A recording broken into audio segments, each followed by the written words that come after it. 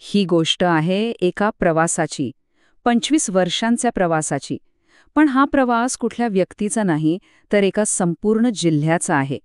ही कहाणी आहे साताऱ्यातील ग्रंथ महोत्सवाची.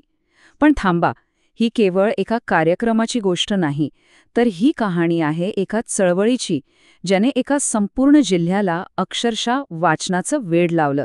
चला तर मग बघूया हे सगळं कसं घडलं. हे फक्त एक सुविचार नाहीये. हे आहे या संपूर्ण महोत्सवाचं ब्रीदवाक्य, त्याचा आत्मा. आणि याच तत्वज्ञानाने पहिल्याच वर्षी सातारकरांना या ग्रंथ महोत्सवाकडे खाचून आणलं. एका मोठ्या बदलाची ती सुरुवात होते. हा प्रश्न विचार करण्यासारखा आहे, नाही का? की फक्त एक महोत्सव, एक कार्यक्रम संपूर्ण जिल्ह्याला वाचकांच्या एका मोठ्या कुटुंबात कसा काय बदलू शकतो? तर हाच तर या प्रवासाचा सगळ्यात रंजक भाग आहे, ज्याचे साक्षीदार आपण आता होणार आहोत. म्हणतात ना, प्रत्येक मोठ्या क्रांतीची सुरुवात एका छोट्याशा विचारातून होते. साताऱ्यातल्या या ज्ञानक्रांतीची ठिणगी कशी पडली आणि ती कोणी पेटवली, चला पाहूया. ध्येयवेडे, हो हो खरंच. कारण असलं स्वप्न फक्त ध्येयवेडी माणसंच बघू शकतात. यात कोण होतं तर तत्कालीन शिक्षणाधिकारी, सैनिक स्कूलचे प्राचार्य, ग्रंथप्रेमी, विचारवंत अशा काही लोकांनी एकत्र येऊन साताऱ्यामध्ये एका मोठ्या वाचन चळवळीचा पाया रचला. कल्पना करा, सुरुवात किती साधी होती. फक्त 40 प्रकाशकांचे स्टॉल्स, तेही जिल्हा परिषदेच्या मैदानावर. पण या साध्या सुरुवातीला जो प्रतिसाद मिळाला ना, तो मात्र अभूतपूर्व होता. 30 लाख रुपये! हो, पहिल्याच वर्षी तब्बल 30 लाखांची पुस्तकं विकली गेली. या एका आकड्याने सगळ्यांनाच धक्का दिला आणि एक गोष्ट स्पष्ट केली, सातारकरांमध्ये ज्ञानाची भूक होती. त्यांना फक्त एका संधीची, एका व्यासपीठाची गरज होती. आणि मग काय? पहिल्याच वर्षी मिळालेल्या या जबरदस्त प्रतिसादानंतर या चळवळीला प्रचंड बळ मिळालं. एका लहानशा रोपट्याप्रमाणे सुरू झालेला हा महोत्सव आज कसा एका विशाल वटवृक्षामध्ये बदलला आहे, ते पाहूया. कुठे ते सुरुवातीचे 40 स्टॉल्स आणि आज 120 पेक्षा जास्त प्रकाशक दरवर्षी या महोत्सवात सहभागी होतात. हा प्रवासच या महोत्सवाच्या यशाची खरी कहाणी सांगतो. आता जरा विक्रीचे आकडे बघा. 30 लाखांवरून थेट 2 कोटी रुपयांपर्यंतचा टप्पा गाठला गेला.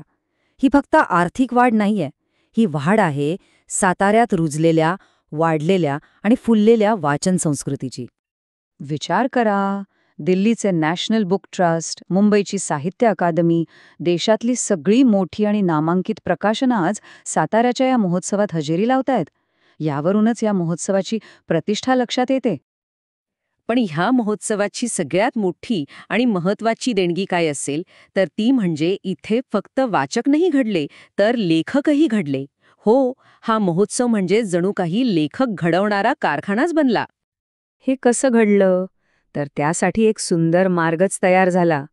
सुरुवातीला कविता, कथाकथन स्पर्धांमध्ये भाग घ्यायचा, मग मुख्य मंचावर सादरीकरणाची संधी, तिथून साहित्यिक वर्तुळात ओळख आणि मग पाहता पाहता महाराष्ट्रातले नावाजलेले लेखक आणि वक्ते म्हणून उदय. हीच तर आहे या व्यासपीठाची ताकद. काही गोष्टी ऐकल्या की खरंच मन भरून येतं. एक गवंडी वडील मुलांसाठी कर्ज काढून पुस्तकं घेतात. एखादा विद्यार्थी वाढदिवसाचे पैसे पुस्तकांवर खर्च करतो. ही फक्त पुस्तक खरेदी नाहीये, ही पुढच्या पिढीसाठी केलेली एक मोठी गुंतवणूक आहे. पण हा महोत्सव म्हणजे फक्त पुस्तकं विकत घेणं आणि विकणं इतकंच आहे का? तर अजिबात नाही. याचा प्रभाव पुस्तकांच्या पलीकडे जाऊन साताऱ्याच्या घराघरात, तिथल्या संस्कृतीत खोलवर पोचला आहे. साताऱ्याने महाराष्ट्राला एक नवीन आणि सुंदर संकल्पना दिली आहे, ग्रंथघर. म्हणजे जसा प्रत्येक घरात देवासाठी देव्हारा असतो, तसंच पुस्तकांसाठी एक खास, एक पवित्र जागा. जणू काही ज्ञानालाच देव्हाऱ्यात स्थान मिळालंय. या महोत्सवाला किती आदर मिळाला याचं हे एक उत्तम उदाहरण. खुद्द लोकमान्य टिळकांचे नातू डॉक्टर दीपक टिळक यांच्यासारख्या अनेक मोठ्या व्यक्तींनी इथे कुठलंही मानधन घ्यायला नकार दिला. ते म्हणायचे, तुमची उपस्थिती हेच आमचं खरं मानधन आहे. केवढा मोठा सन्मान आहे हा. तर या सगळ्याचा परिणाम काय झाला? हा प्रभाव फक्त सातारेपुरता मर्यादित राहिला का? नाही. साताऱ्याचा हा ग्रंथ महोत्सव आता केवळ एक कार्यक्रम राहिला नाहीये, तो संपूर्ण महाराष्ट्रासाठी एक आदर्श, एक मॉडेल बनला आहे. हो, हे खरंय. साताऱ्याच्या या यशस्वी मॉडेलमुळेच महाराष्ट्र सरकारने प्रत्येक जिल्ह्यात असा ग्रंथ महोत्सव आयोजित करण्यासाठी प्रोत्साहन आणि निधी देण्याचा निर्णय घेतला.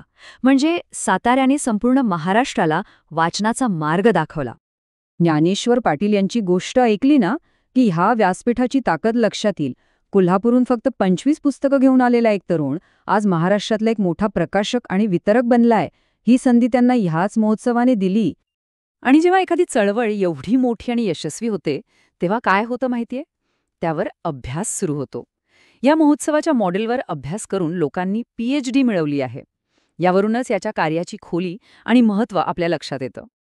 आणि शेवटी या संपूर्ण 25 वर्षांच्या प्रवासाचं वर्णन या एका ओळीत किती सुंदर करता येतं.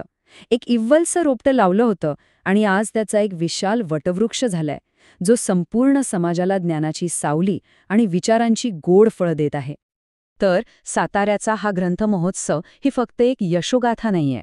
हा एक आराखडा आहे, एक ब्लूप्रिंट आहे सांस्कृतिक पुनरुज्जीवनाचा.